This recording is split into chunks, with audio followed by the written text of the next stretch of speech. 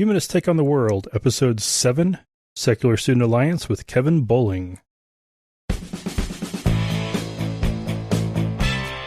Welcome to another episode of Humanists Take on the World. I am Dustin, and in a little bit I'll be joined by Kevin. And it's a good discussion, so look forward to that. The only announcement I have before that is we're going to be doing a live stream on May 22 to celebrate 10 years of doing the podcast between Atheist Nomads and Humanists Take on the World. It was May 23rd, 2012 was when the first episode was released. And, okay, yeah, I'd gotten my start before that with, doing being a guest and a couple of guest host times on Chariots of Iron. But I really count that as my start. So hopefully I'll have some guests lined up for that. And we'll have more in next week's episode for it, as well as another little plug for it here at the end. So now let's go ahead and get into the interview.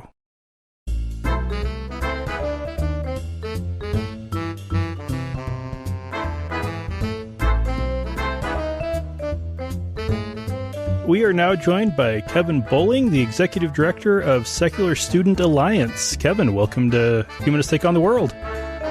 Well, thank you. It's great to be here with you today. And between this and what the podcast used to be known as, which is Atheist Nomads, I've had people on who were on the board of directors for Secular Student Alliance, but never actually had somebody who actually worked for the organization. Well, I'm glad you had board members on at least, and happy to be on now. So I consider that a failure that I'm happy to be fixing now. Well, good. So, okay, let's start off with, for listeners who don't know, what is the Secular Student Alliance? Sure. The Secular Student Alliance, in the big sense, we're a nonprofit organization in the secular movement.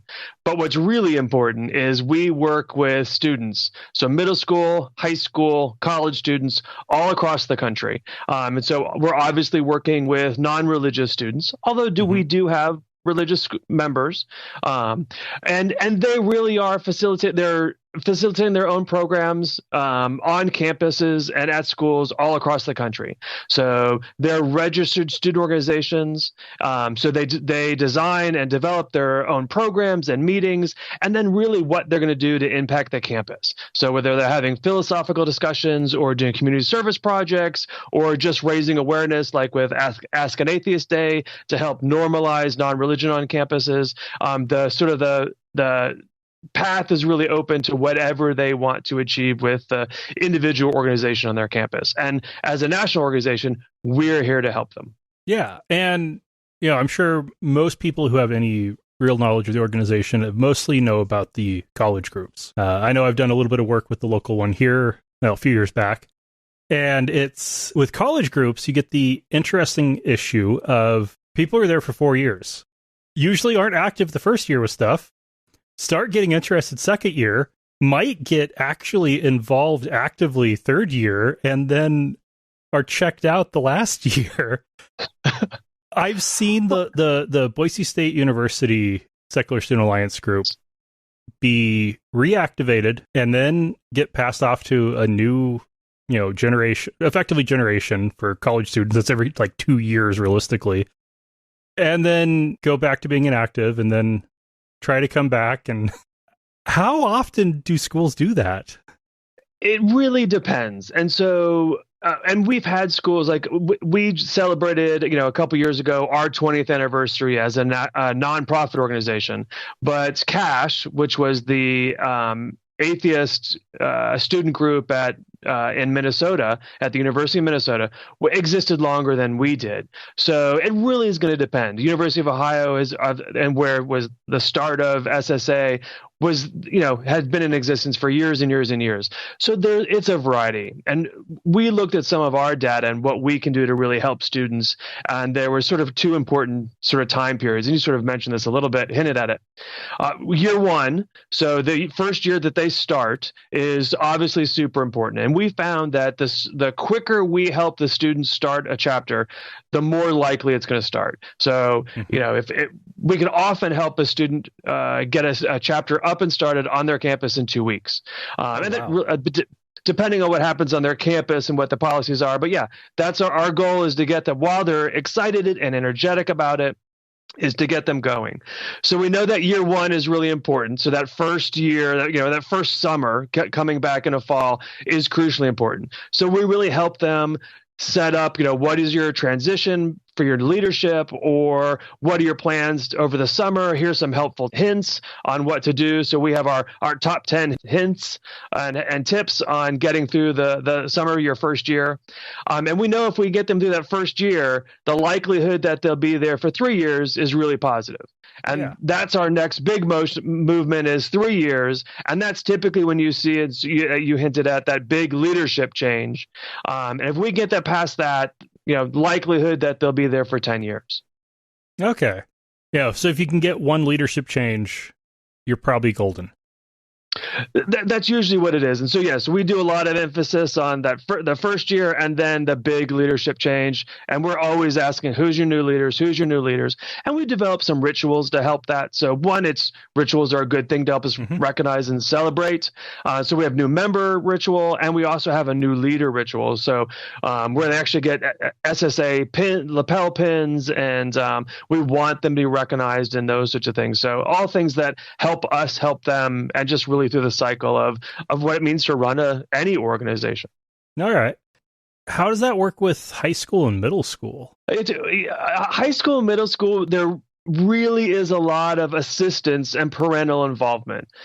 So obviously, the younger you get, the more important that's going to be. But yeah, having a super involved and helpful faculty or staff person on campus to be the advisor, and then having parents who tend to be supportive, and that doesn't always mean non-religious, but just supportive of their students sort of doing this is sort of crucial and important.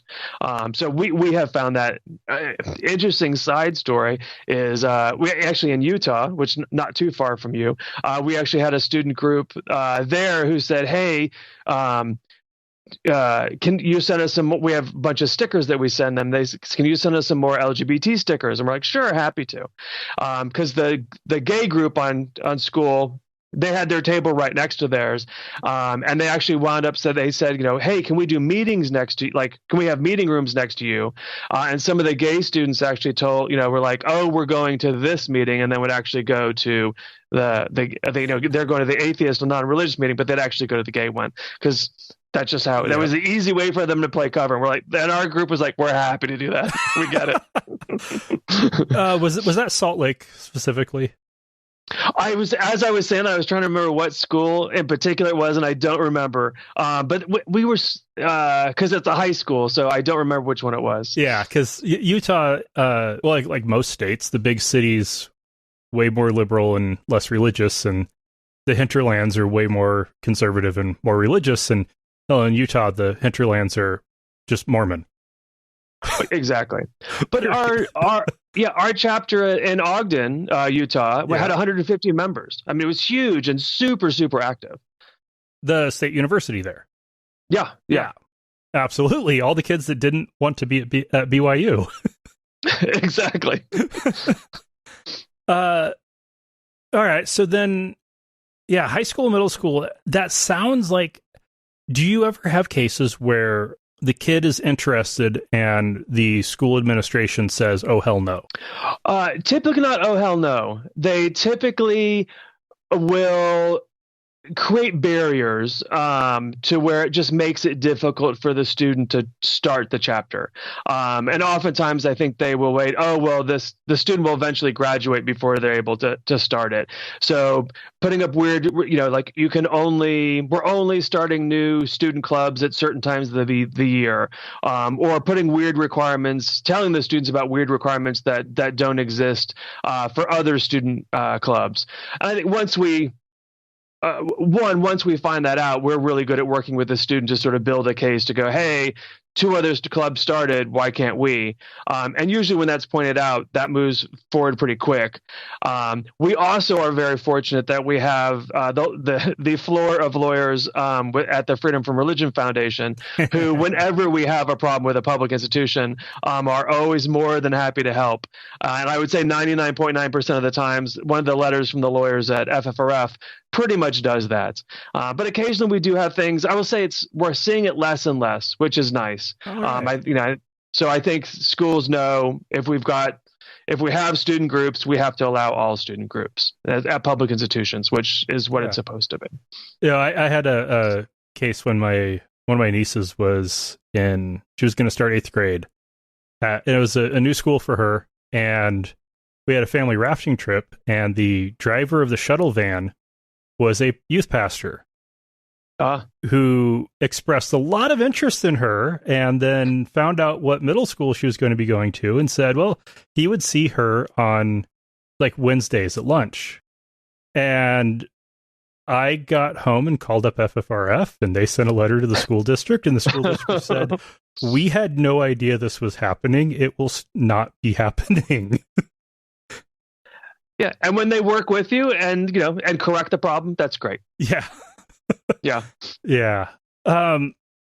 Have you noticed any differences with how tension with schools has gone up?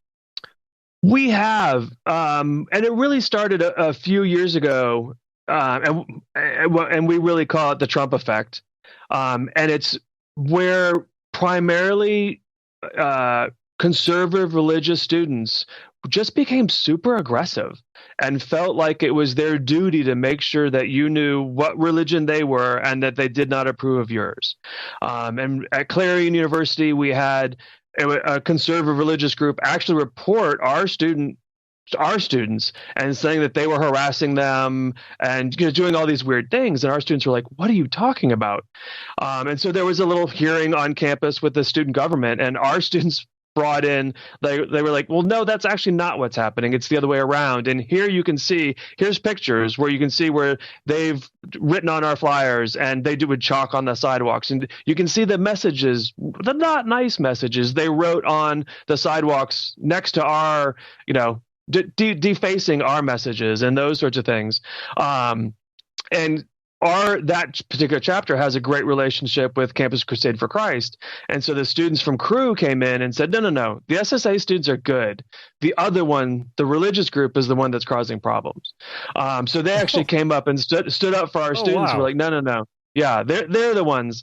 And we've also seen, and not just with non-religious groups, but with LGBT groups in particular, where religious students would go and sort of commandeer a meeting of LGBT group typically, and we've had it with one of our chapters as well, to where they would allow the meeting to go forward and had to be kicked out of the room.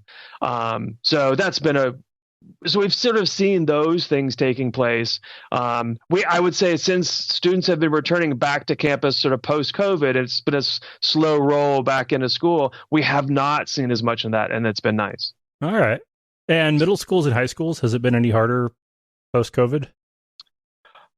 The middle schools and high schools are coming in a little bit slower. So I think a lot of school administrations weren't really wanting a lot of extracurricular activities.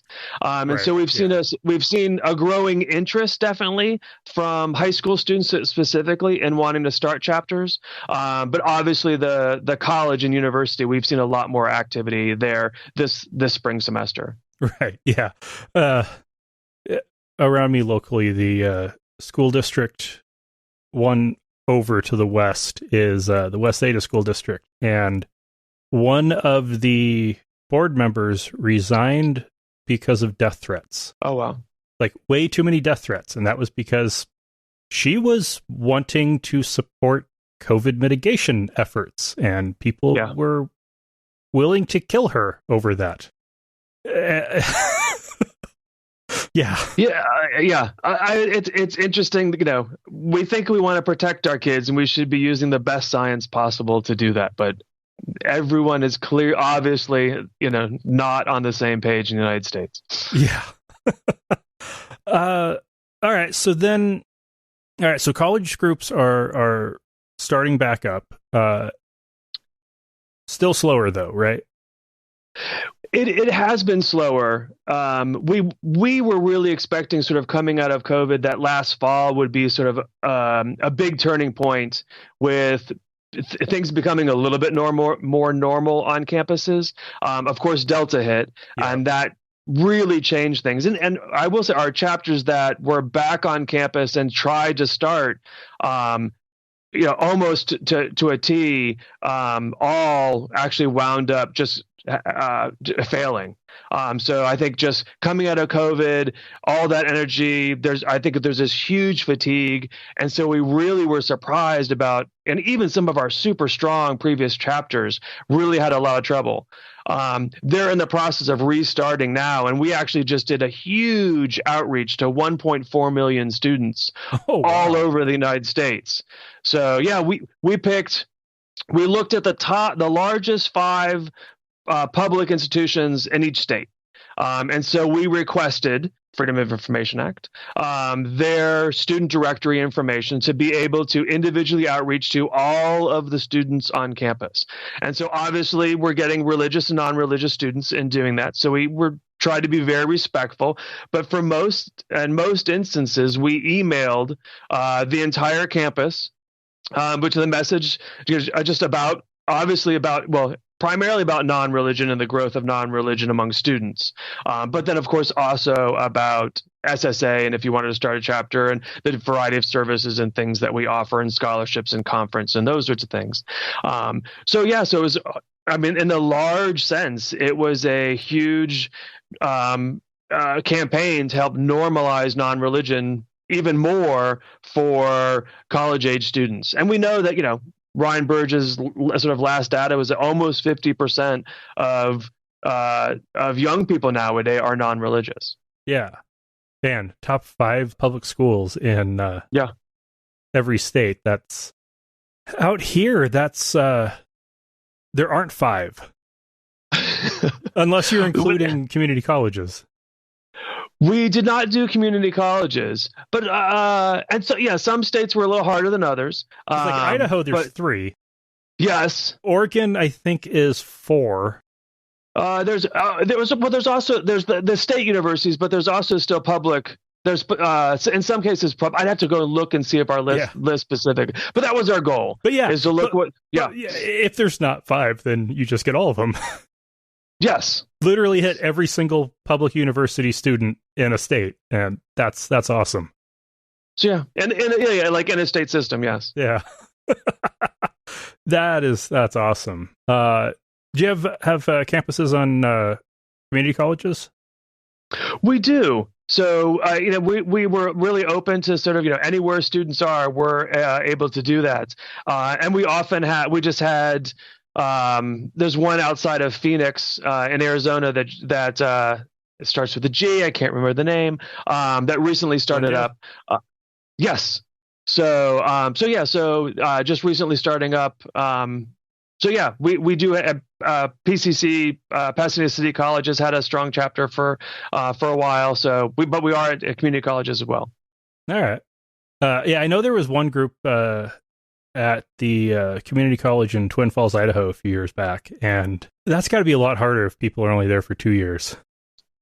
It is. There's a lot of turnover, obviously, on a community college, and so it is a little bit more difficult for the students to really organize in those sorts of things. All right. And what are your current big goals?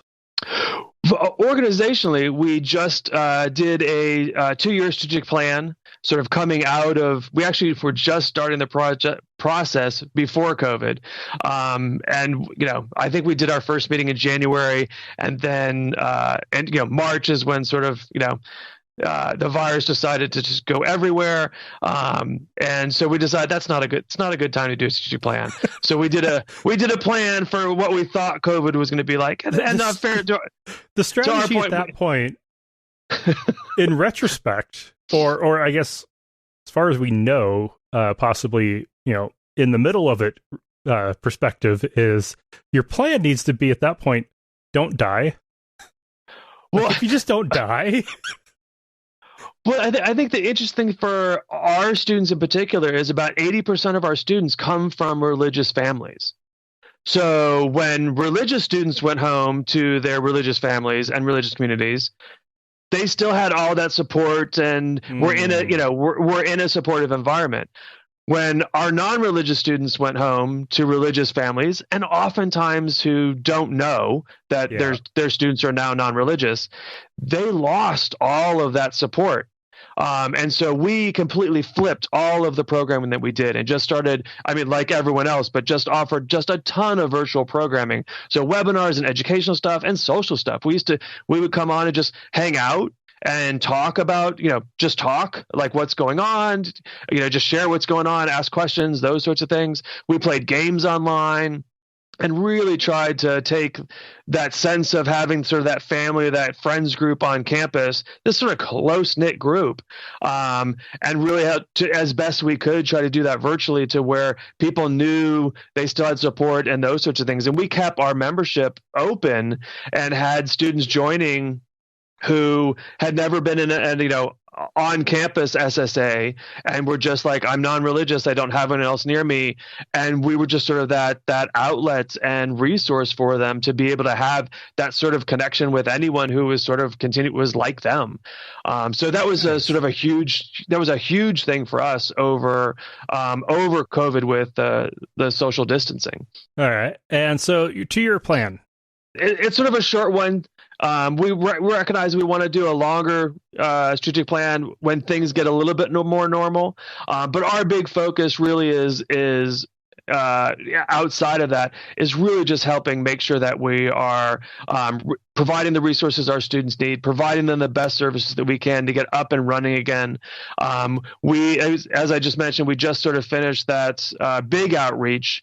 We are currently doing collecting information to outreach to all of the historically black colleges and universities in the country. So there's 107, about half of them are public.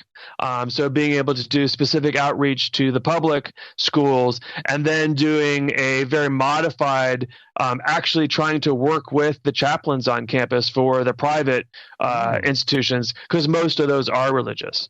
And so we've had, in some schools, we've actually had a pretty good relationship where chaplains are starting to, I think, more and more know that more of their students are non-religious.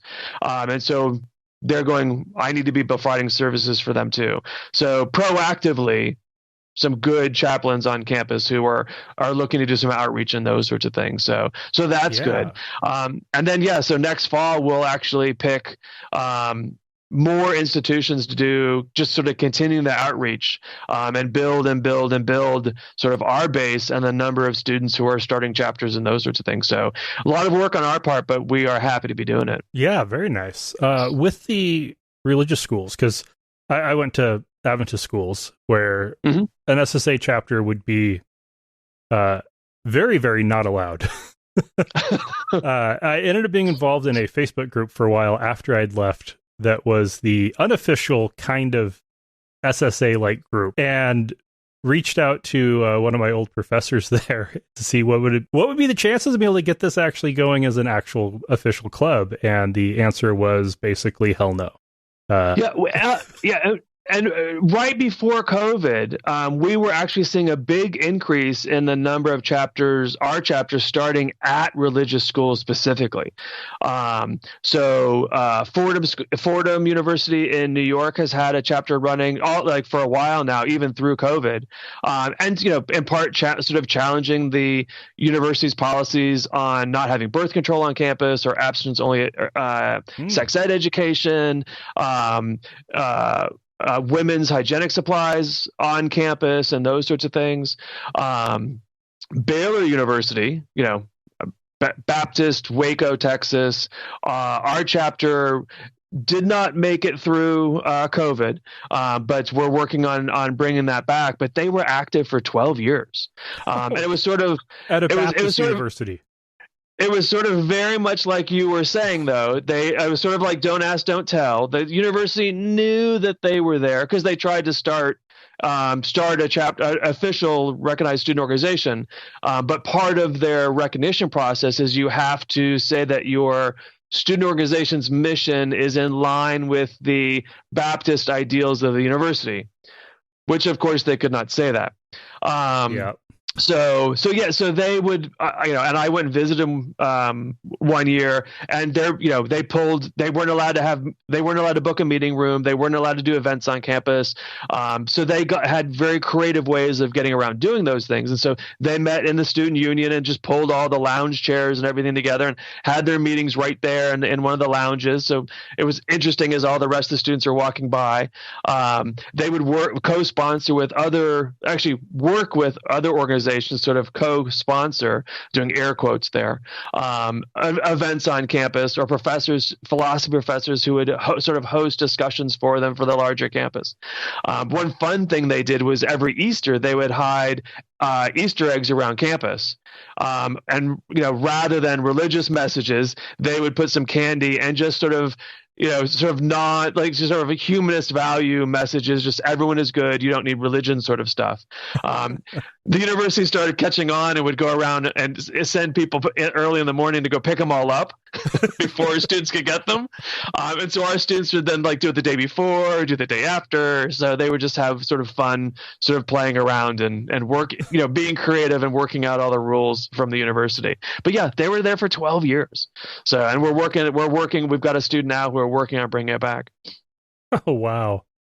Because that answered what my next question was going to be, which is, I'm sure it's easier with the more pluralistic and liberal Christian colleges than it is the evangelical and fundamentalist and very conservative ones, but apparently there's workarounds. There are, and I think our chapter at Baylor actually went in coalition with a group of Muslim students and a group of Hindu students, and actually a group of LGBT students, who all went and asked for the university to officially recognize them. Because it said, we're here, we're doing all these things on the campus, we're paying student fees, we deserve this just as much as everyone else. And from their conversations, we think that the staff and the student activities office was actually very supportive of it. But there was, with the caveat that the donors and supporters of the institution would not be, and therefore, no, they would not grant that. Yeah. Wow. And yeah, with a school that size, though, it is going to have a rather pluralistic student body, especially with graduate programs. Exactly. And the majority of our students were all in their honors college. Yeah. Yeah. On scholarship. Oh, man. My college, the only way to be effectively on scholarship was if you were a pastor's kid. Oh. Because then the church just paid for it. Sure. Yeah. Free ride for that. Other than that, no, there's no free rides. All right. So, is there anything else you want to say about SSA before we turn this to being more about you? Oh, sure. Well, I think one thing we often hear from sort of people, older, non-students, all the time is, I wish there was an SSA when I was in school. And I think our thing is, we're happy that, 22 years now, we're happy to be able to be providing this. And even with the growing number of non-religious students, this is still super important to all the students who think like, I'm the only one on campus who doesn't believe in God. And so when and especially it's, more those religious areas that we're talking about in Tennessee right now, our chapter, their signs keep getting stolen on campus and those sorts of things. And lots of fun emails that they get when they put we give them an email address so they don't have to use any personal information, so that they get from religious students and those things. So it's just super important for the secular community to really make sure that they're supporting all of these students who are coming up and sort of what they're doing. So we really appreciate that support. All right. And what would you say for high school or college students, because I know there are several listening, who are in very religious families and stuck having to go to a religious college where that's not possible, what can they do for help? The easy thing is really reach out to us. So it's easy to go to our website, Secular Students with an S, secularstudents.org. And you can sign up for a free membership. So we have non-student members who allow us to provide free memberships for students. And then they'll start getting information from us on all sort of the virtual programs and activities that we have going on that they participate in completely free. So they have an instant community right there. And if they want to try to start a chapter on their campus, our staff is there to help them. And we're very fortunate. We have lots of free resources and supplies that we send them, banners and business cards and publicity for campus and fun stickers and buttons and pens, all sorts of stuff so they can help promote themselves on campus. And we find, more and more religious universities understand that they do have non-religious students and are more and more allowing of that to happen. So that doesn't mean your family has to know or your community back home needs to know, but you can sort of build your own sort of chosen family and chosen friend group on campus. And I think the important thing is they're not the only one on that school or at that school that is non-religious. There are lots of students there as well that think and that are very much like them. All right. And okay, it was a few years back, but I did do a survey of the listenership.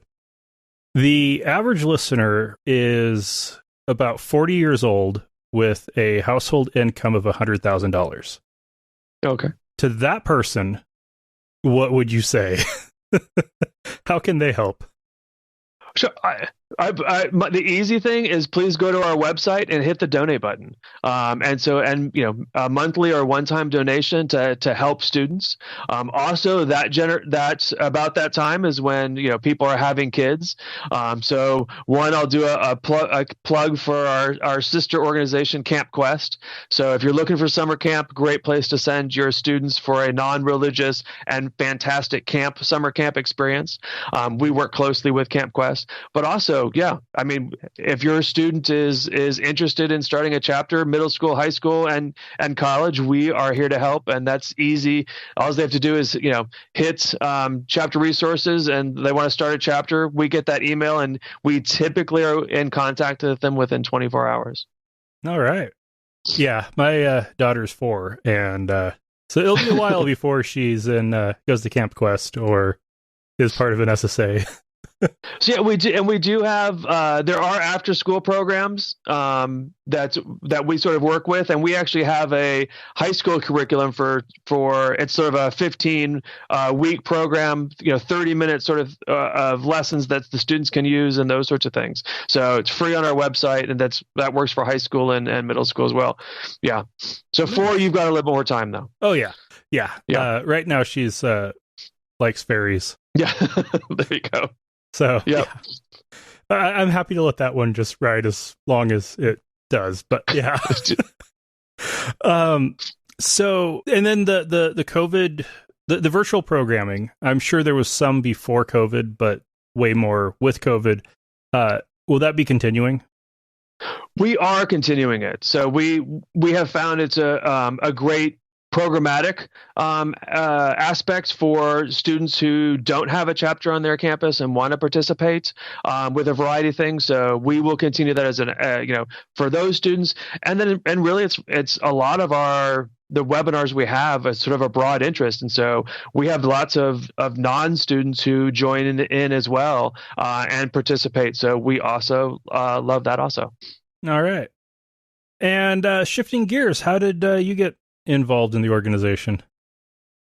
I actually got recruited. So August Brunsman was the sort of founding executive director of the organization and was with it for a number of years.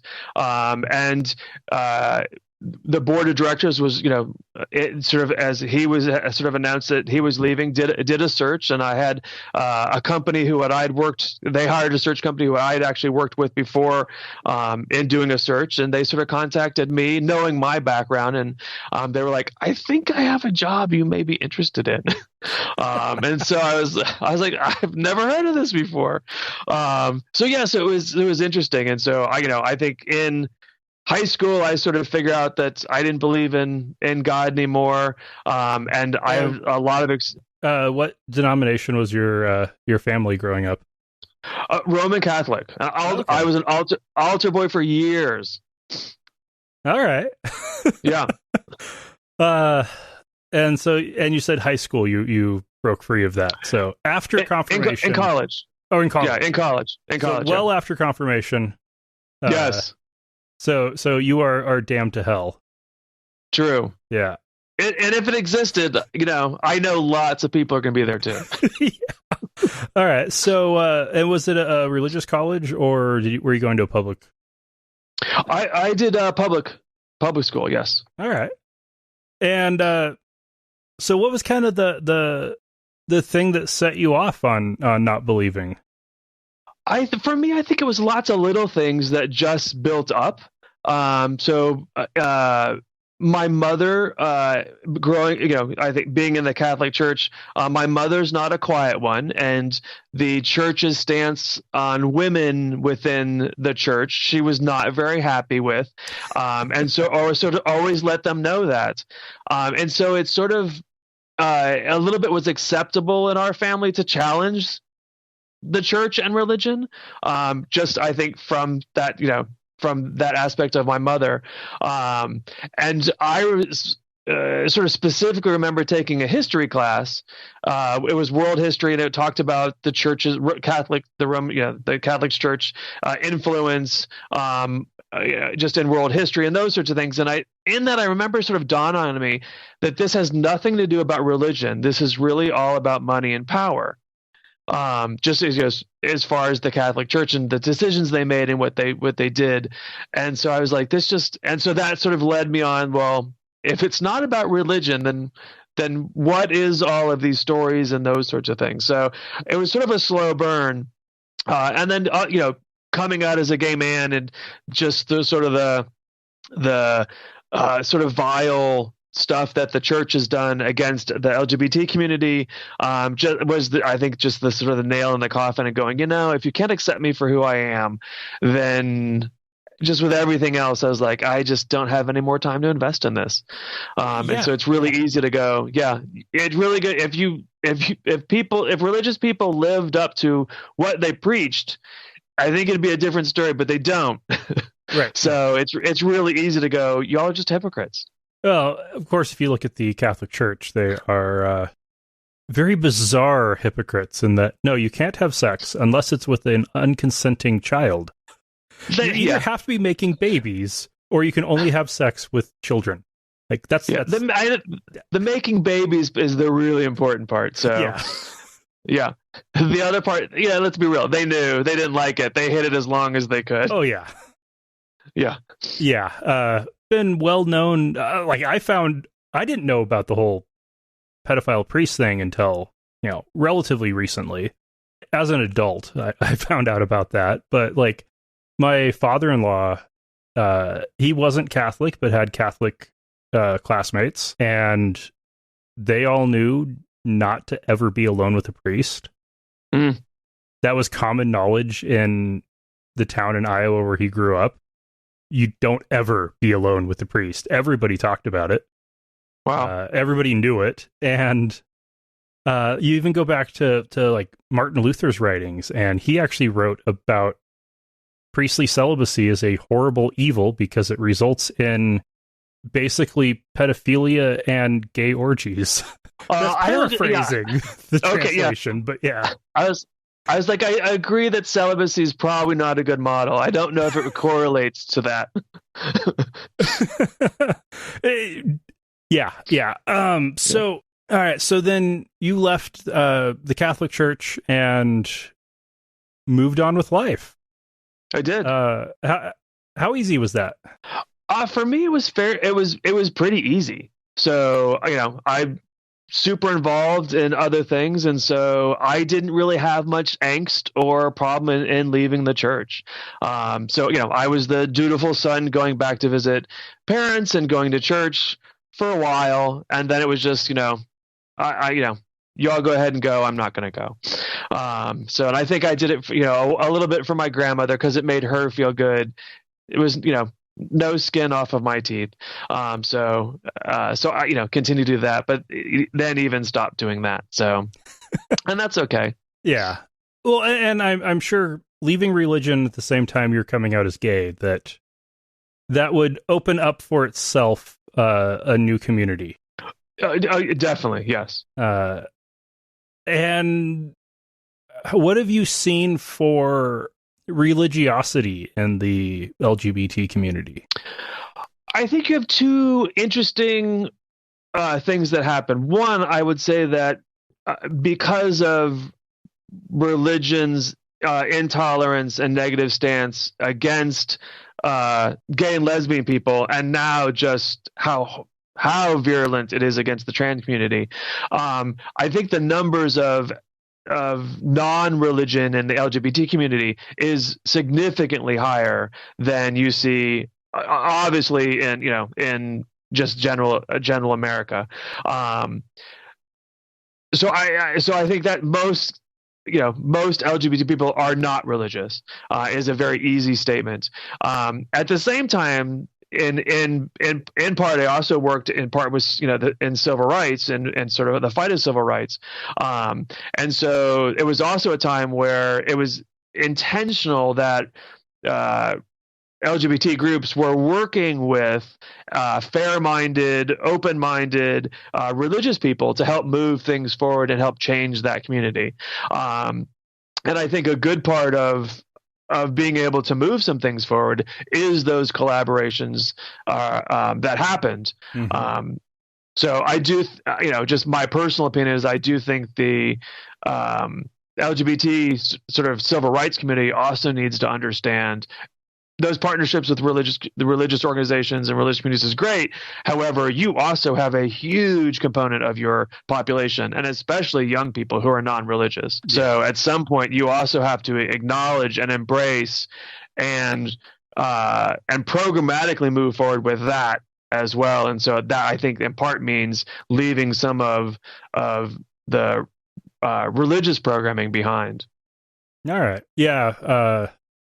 When I've taken part in pride parades with the local atheist groups, it's, there's at most Idaho Atheists and Humanists of Idaho there, and like 10 churches. Yeah. Like, it's crazy how many churches show up for that. More and more, which is great. Yeah. It's good, but it's also crazy.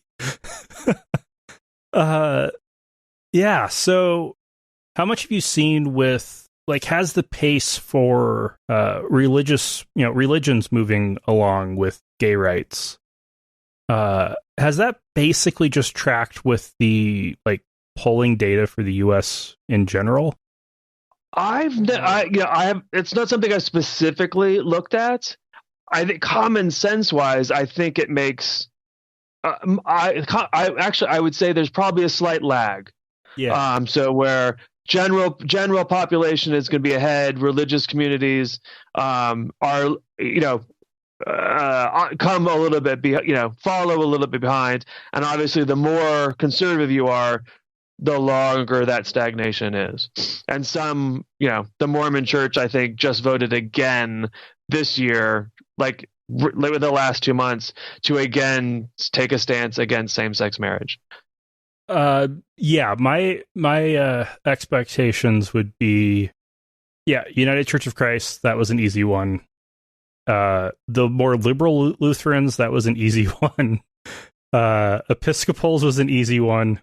Yep. Methodists, it caused a schism. They are splitting into two different organizations over it. And if Mormons or Adventists or Southern Baptists ever start moving, or Pentecostals ever start moving more gay friendly, it will be schisms all over the place over it. Yeah, that'll be crazy. Yeah, I think people's delusions of what religion is telling them, against everything that we see in human nature, is just amazing that people can keep that up. Yeah. And the Roman Catholic Church also, I would put in the camp, or the category of never. Likely never. I'm not the biggest fan of the Pope, but I will say that this Pope has moved things forward, and I think would, if it wasn't for what the firm or whatever the administrative part of the Vatican, I think would be a lot further along. Yeah. Very old organizations have a lot of institutional baggage. Yes. Yeah. All right. So what kind of jobs were you doing to get recruited for SSA?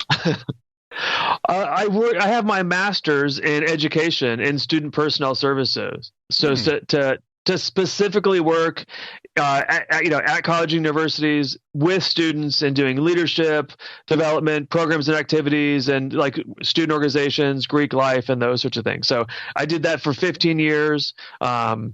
Minnesota, Boston, and then 2 schools in Los Angeles. And so, but I've been working in the nonprofit arena for 20 years now. Oh, wow. All right. And that would be a pretty perfect segue from, student life work on a college campus to SSA. Exactly. And and one of the things that I think drew me to the position was really working with students again. So there's such a vibrancy and energy and the level of activism. It's a fun community to work with. And I love working with younger people. And while we talk about, for our organization, we work with non-religious students and those two things, the heart of what we're doing is really leadership development. So it's how to run organizations, how to run meetings, how to work with other people, how to do events on your campus, how to do community service. It's all stuff that promotes leadership development. And so if we're making non-religious students better leaders and better working with other people, just what we're doing for our future society, I think, is just a better thing in general. All right. Very nice. All right. Thank you very much for your time. If for younger listeners who need some support or older listeners who have money to spare, where can they go? The easy place is go to our website, secularstudents.org. So we have student chapters where you can find student chapters and start a chapter. And then we obviously have that donate button for people who would like to support students. All right. Well, thank you very much.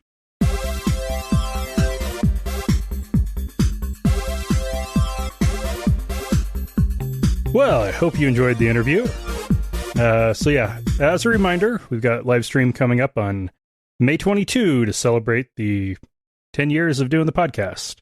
So that should be probably about either noon or 2 o'clock Mountain Time.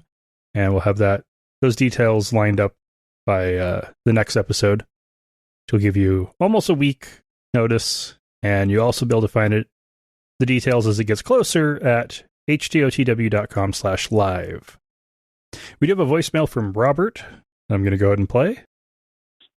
Basically, just a long-time listener from Spokane. I've written into you guys before, and I'm in a position now where I want to be able to donate to you guys and help out. So what I'd like to know is what is the way that gets you the most out of each dollar I put in? That would be my question to you. And then, you can download this and hopefully further on with your script, unless somebody else already got to that. For digital transactions, option 1 for the lowest fee would be Stripe. PayPal is a little bit more in fees, but not that much. And so on the donate page, if you use Stripe, that allows you to use either credit card, debit card, Apple Pay, or Google Pay. PayPal takes a little bit more of a cut, but it's not a huge deal. And if it's ongoing support, we just do all that through Patreon. In part because of liability for if it's considered a possible fraudulent, something fraudulent. The other option, if you want us to get all of the money with no transaction fees, you can mail a check to Humanists Take on the World at 9169 West State Street, number 953, Boise, Idaho, 83714. That's 916 West State Street, number 953, Boise, Idaho 83714. So that is a mailing address where you can send us stuff, including checks or, letters or whatever. I will not include that in the show notes so that I don't get a bunch of spam mail. If you want to get the address, though, I can always just email. You can email me and I will reply with what that address is. And as far as the script went, it worked this time. I had downloaded it in advance just in case, and I will be watching that closely for the next little bit and hopefully don't lose another one. If you want to leave us a voice message, you can do that at 208-996-8667, or you can use the SpeakPipe button on the website. You can support the show through Patreon, PayPal, credit, debit, Apple Pay, or Google Pay, and you can find all those links at htotw.com/donate. And until next time, this has been Humanists Take on the World, and remember, not all those who wander are lost.